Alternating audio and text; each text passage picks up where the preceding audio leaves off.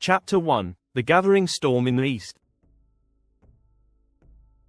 The winter in the Donbas was biting, a cold that cut to the bone, mirroring the frosty relations between nations.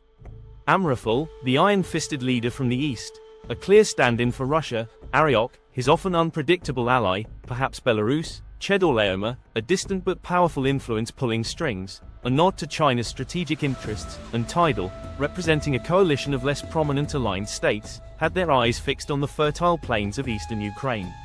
Their forces, a formidable mixed bag, were poised like a wolf in sheep's clothing, ready to strike.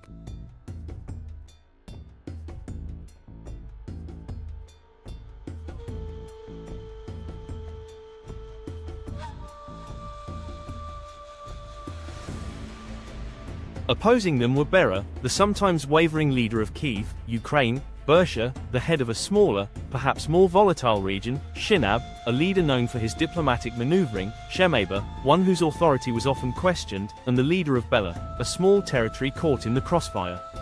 For 12 years, these five had been under the sway of Chedorlaomer's influence, a relationship built on a knife edge. But the winds of change, like a rolling stone gathers no moss, had stirred a desire for independence, and in the 13th year, they dared to bite the hand that fed them.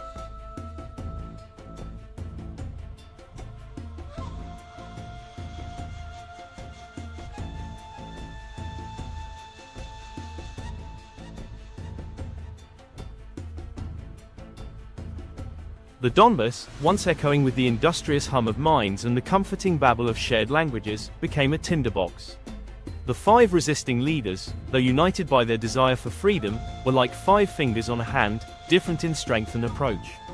The ensuing conflict was brutal, a stark reminder that when elephants fight, the grass gets trampled. Some of the defeated forces, caught between the hammer and the anvil, fell into the quagmire of the ongoing conflict.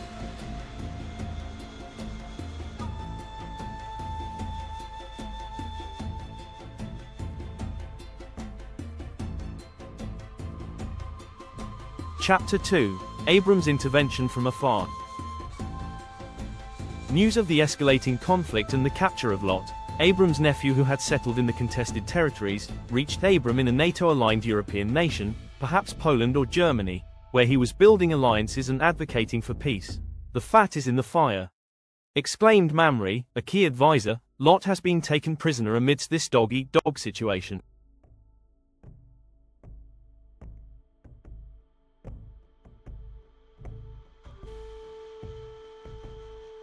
Abram, a man who believed in charity begins at home but extended his hand to those in need, felt a moral obligation. He rallied 318 of his trusted allies, a coalition representing various NATO partners, their resolve strengthened by the proverb "many hands make light work." They set off, a determined force moving swiftly, guided by intelligence and a sense of urgency.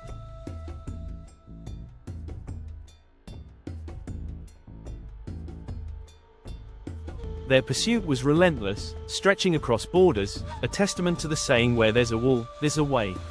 Under the cloak of a carefully planned operation, leveraging their superior technology and coordination, Abram and his allies launched a surprise counter-offensive. They struck the aggressors with precision and force, proving that still waters run deep. They managed to turn the tables, scattering the invading forces and liberating Lot, his family, and the captured resources, a clear victory against the odds, showing that a small key can open a large door.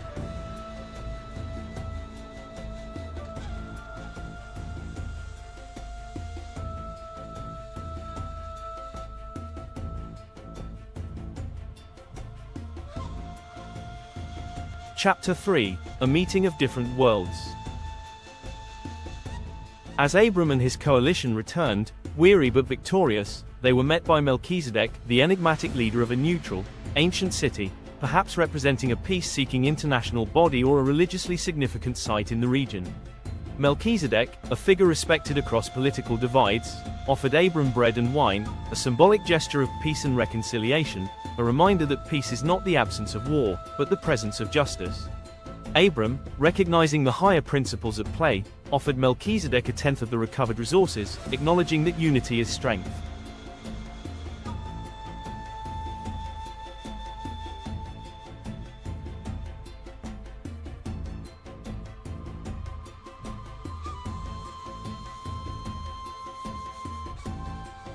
The leader of Kiev, Bera, eager to reclaim what was lost, offered Abram all the recovered spoils. But Abram, wary of being indebted to a potentially unstable power, refused. "I will take nothing," he declared, "lest you say, I have made Abram rich. Look before you leap, and my reward comes from a higher source, from the pursuit of what is right." This principled stance highlighted that honesty is the best policy, even in the complex arena of international relations.